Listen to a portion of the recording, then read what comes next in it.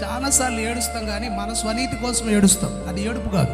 ఎంతసేపు నా పిల్లలు ప్రభువా, నా తమ్ముడు ప్రభువా, మా అక్క ప్రభువా, మా చెల్లెలు ఈ ఏడుపు తప్ప, నా సంఘం ప్రభువా, నా ఆత్మీయులు ప్రభువా, నా ఆత్మీయ సహోదరుడు ప్రభు అని ఏడుపు ఉందా? నువ్వు ఏడ్చినా స్వార్థం ఉంటుంది మానవుడి ప్రార్థనలో. నిస్వార్థము రావాలి. దేవునికి స్తోత్రం కలుగునుగా. హాస్పిటల్కి వెళ్ళి వాళ్ళు పడుతున్న బాధ చూడు. నిజంగా వాళ్ళని చూసిన తర్వాత మందిరానికి వచ్చి, ఇదిగో నేను చూసిన సహోదరుడు బాగుపడాలి ప్రభు అని కన్నీరు గార్చు. ఇది నిజమైన యథార్థమైన ప్రార్థన. నీకోసం నువ్వే ఏడ్చి, నీకోసమే, నీ పిల్లల కోసమే, నీ సహోదరుల కోసమే, నీ రక్త నాకు సంబంధించిన ఎంతసేపు నా వాళ్ళకు సంబంధించిన ప్రార్థన అయితే అది స్వార్థ ప్రార్థన. నిజంగా నీ కన్నీటిలో నీ పొరుగు వారు ఉంటే, నీ దేశం వాళ్ళు ఉంటే, నీ ఎదుట ఉన్నవారు ఎవరైనా ఉంటే వారి కోసం నిజంగా కన్నీరు గారిస్తే అది దేవునికి ప్రీతికరమైంది. దేవునికి స్తోత్రం.